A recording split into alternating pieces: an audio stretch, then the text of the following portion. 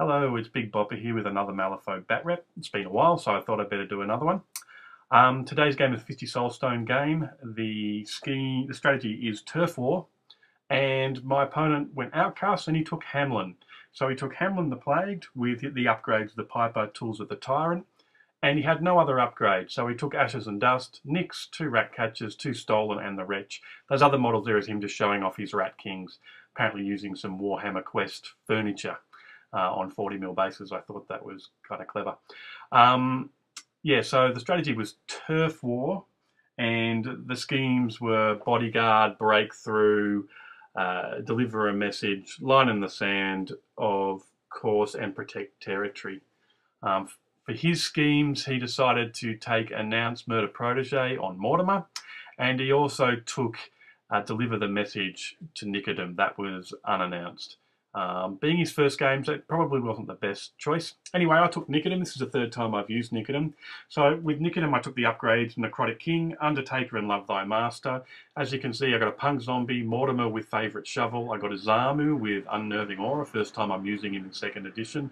A Crooked Man, a Necropunk, and the Vulture. I announced Protect Territory, because I thought that'd be pretty easy to do with my big brick, and I can keep Nimmer Turf War, and I also took Deliver a Message unannounced, and I was hoping to get, either that Necropunk or another Necropunk that I summoned to leap in with Hamelin and hopefully deliver the message. So the deployment was standard. In a moment you'll see our deployment. The terrain I set up, it was a pretty open board. It probably wasn't the best sort of setup for a board, really, but we were rushing in a hurry and a bit disorganised, so I was at a mate house, as you can see it's on his air hockey table, and just slapped down some terrain and we went from there. So now we're on deployment. You'll see Hamelin. So it was standard deployment. As you can see, 2 Stolen with a Rat Catcher in front of him. Nyx was under that little walkway, so you can't see him. Oh, he's actually behind the Ashes and Dust. Then you see the Wretch, Hamelin, and another Rat Catcher. He set that up rather quickly, and we both figured that with our sort of crews, we'd just sort of head to the centre and then it would be just a slug match of him trying to plague everything and me resurrecting stuff and buffing my crew. Yeah, so we, it didn't really matter, it was open. We didn't have too many guys with range attacks, and we, just sort of headed to the middle. I'll also let you know that this game did not go the full time. We called it after 4 turns because Hamelin's crew has a lot of activations in it, and time was running out. It was getting late, but it's still a good game. I think it's still worth showing. So here's my deployment setup, all crouched together. You'll see that marker in the middle. That's a turf marker, and my idea was to try and get the crew up there as quick as possible. And have the Vulture try and move to a nice place where, he can do his eyes and ears, and Nicodem can get involved by casting spells through him if need be. And I'm still getting used to Nicodem. The first time I played him, I got shot off the board, off the board by Guild. The second time I played him, I won against another Guild player, and even though I thought he was powerful, and he is powerful the way he buffs his crew, it wasn't exactly a master that I think I'll be able to enjoy. But I thought for Reckoning, he should be good at this.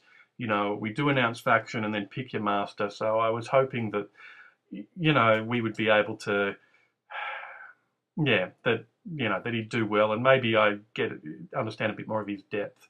Anyway, this is the couple of activations into turn 2, so we've already did turn 1. Turn 1, I just got the Necropunk to jump forward, and then I got Fresh Meat cast on her a few times by Mortimer to move my crew up. And so that allowed my Punk Zombie and my Crooked Man to already drop down scheme markers. As you can see, this is a couple of activations in. Mortimer's already activated and put down a corpse counter. I also pushed up Izamu, and gave him fast and gave him defensive stance. Anyway, he's got a Rat King in combat with him, and my opponent did that by sacrificing the 2 Stolen, getting 4 rats, moving a Rat Catcher up, moving the rats into base contact with the Rat Catcher, activating a rat, forming a Rat King. The Rat Catcher reactivated the Rat King, and It's in combat with Azamu, who's already got Blighted +2 on him by now, and Azamu's done a few wounds back. I sort of expected this to happen to Azamu, but I was hoping that his armor and his self-healing could keep him in the fight and block my opponent up. So I also had made my Necropunk fast by Nicodem, so he was fast for this turn, even though I did it the turn before.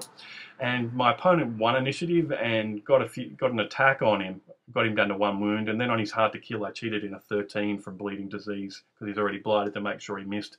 Then I activated my Necropunk, he leapt in and delivered a message for 2 points. Pretty cheeky, but you know, I really wanted to get those points under my belt because I was worried that I'd be overwhelmed.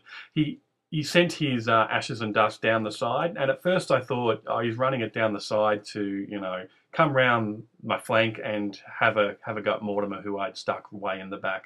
The Vultures hasn't activated yet, but that last turn, end of first turn, that's where he got, just up in that tower, hopefully out of reach of things, and then I could move around the outskirts. With a move of 10, it's really, really mobile. Defense of 6 is pretty survivable, and height 1, you can hide it pretty well.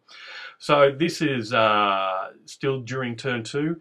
I had a red Joker in hand, so I decided with Nicodem I would summon a Hanged In. If people could leave comments to see whether it's really a good use of a red Joker, but the Hanged, when he summoned, he'd already moved, this is later in turn 2, he moved his Ashes and Dust over next to my marker. He tried to interact with it, but then I told him that Mortimer had Chatty, so he couldn't do that. Bit naughty, really. And the Hanged then activated and did its Whispers from Beyond and did 5 wounds to the Ashes and Dust, so quite happy with that. Both Izamu and that Punk Zombie could not kill that Rat King, even with plus flips to hit. Although, one of the things I will point out, my placement of Nicodem wasn't good. That Punk Zombie is out of that 6-inch aura that he gives, and that's just the little things, I think, which will turn, you know, being a competent user of Nicodem to being a really good user of Nicodem, is to always make sure things are in that aura. And I should have moved him up a bit more. So as you can see, this is the end of turn 2. I've already got 2 markers down. I've delivered a message. He's moved up Nix and Hamelin. Nix has tried to do his 0 spread Blight, but I passed my Willpower duel. I'm a Punk Zombie. By now, I think Izamu is up to Blighted +4. He's already had a few bleeding diseases on him. He's down to 3 wounds, so things are looking pretty dire. The way Blighted builds up is nasty, and a condition remover like Chiaki would have been really good in this game, but what can you do? You know, he's holding his own. He hasn't killed anything yet, which is a bit disappointing. So the Ashes and Dust are there. The Crooked Man, he tried to get off spread epidemic thing before and didn't really get it. I tried to get shafted off a few times, but I wasn't going to cheat in a 9. I don't think it was really necessary with the Chatty aura that Mortimer's got up there. And I was very happy the Ashes and Dust pushed to the centre like that, because I could kind of keep Mortimer away from him. And, you know, I was hoping next turn to actually take the Ashes and Dust out. So that's the end of turn 2. You can see that Hamelin's there. He's summoned another Stole, and you got Nix with a Rat. The Rat catcher's moved up, and he's got a Wretch behind there. You'll also see that corpse counter next to the Wretch. That is what's left of my Necropunk. They killed him for delivering the message, as I thought they would.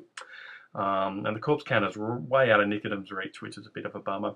I should also note the counters I'm using are from Urban Laser Basecrafts. They're really good company in America, make nice tokens, so look them up. This is the end of turn 3. And as you can see, Izamu is dead, that corpse marker next to Nix. Izamu actually activated, he killed a Rat King, then he used, I did this all top decking, he did his 2 heal flips and healed back 4 wounds. But by then he was at Blighted +5, and, you know, the Wretch, Hamelin did some damage to him, the Wretch finished him off. Hamelin was also using a Bay, which was quite nice, quite a bit, to get Punk Zombie to hit my Azamu, and then Azamu to hit the Punk Zombie. That Punk Zombie is dead as well. As you can see, Ashes and Dust is dead. I summoned up another Punk Zombie, made it fast, and he flurried it to bits. Well, actually one-shotted it and then flurried on that Ashen Core, but with 2 armor and hard to wound 2, I was only doing 1 damage at a time, and by the end of the turn it still had 2 wounds left, and I was worried that the Ashes would be able to fly back in and it'd be in trouble. As you can see, my 2 markers are down. My Hang's moved up to try and engage another Rat King and Nix and everything else, but I'm slowly getting overwhelmed by numbers. I've kept Mortimer right away. In the right-hand corner, you'll see that there's the Dust Storm. He actually managed to get that close by the end of turn 3, so it was looking pretty dire. I had a few corpse counters, so I was very happy with that. At this stage, I was up 4 to 2. So this is the end of turn 4, and this has gone very quickly. I apologise, but this is where the game ended. My opponent just decided I killed the Ashen Core. That Vulture actually did carry in a way to move that corpse counter in. For the first time, I managed to get Nicodem up in amongst my crew, and I got Necrotic Crowning off. And so for that turn, everybody in my crew was getting positive flips to attack duels, to defense flips, to casting actions, and to damage flips, which just turns them into monsters. You know, even the Crooked Man was dealing out damage. And with 3 corpse counters there, my opponent decided that there's no way he'd be able to deliver, you know, I'd be able to still summon in more reinforcements to keep competing for the strategy. And because the Ashes and Dust was dead, you couldn't really go after Mortimer. And because Mortimer was still within 6 inches of Nicodem and those 2 markers, he couldn't interact to get rid of them or interact to deliver the message. It was getting late, so my opponent decided to concede. But really, it was just his second game, and the game came down to poor scheme choice, really. You know, just not having the experience to know what to choose. I told him if he took Protect Territory, he would probably have been able to get points there. And if he took Breakthrough, he might have been able to get points there, and it would have been a draw. There was no way either of us, I think, were knocking each other off the turf marker, the way that he can keep bringing rats back and the way I could keep raising things up. But anyway, we theorised that it would have been a 9-4 game to Nicodem. Nicodem is very powerful. His positioning is really important to his crew, as is activating him early. And it's something that I'm still struggling with. I still have to say that I much prefer playing Seamus at the moment, but I'm going to give Yan Lo and McMorning a bit more of a go. Maybe the pure support masters are not what appeal to me, but he's certainly very, very good. You know, the summoning in the Hanged, and you know, I summoned in something like 20-something extra Soul Stones worth of models, and powerful models at that. And yes, it takes high cards, but man, it's worth it. I really liked Izamu. I forgot to use his Unnerving Ori, which would have done a couple of points of damage. He was just blighted to death in the end, but that's Hamelin's mechanic. I didn't face Hamelin in 1.5, but he's really fun in this to face, and I don't think he's overpowerful. The fact that you've got to cast Bleeding Disease to even damage someone with Blighted on it keeps it balanced, and there's only so many models in the crew that has that. So anyway, a good game. I'll mention here again that the tokens are from Urban Lasercraft, just if anybody was interested. It's, you know, a really good service. I found them very handy during the game. I'm hoping to get more games to you. I'm even thinking about trying to report on some games from other people, so I can be a bit more focused and take more photos, because when I'm in game I do get distracted and forget. Again, I apologise for the quacking noise from my phone. I forgot to turn it off when I did this recording, and I'm too lazy to go back and edit it. Any comments and suggestions are always welcome. Please, any criticisms, as long as they're a bit, you know, not too harsh, because I've got a gentle soul, will be nice. Anyway, until next time, I hope you're all enjoying Wave 2 Malifaux. I know I am. See you later.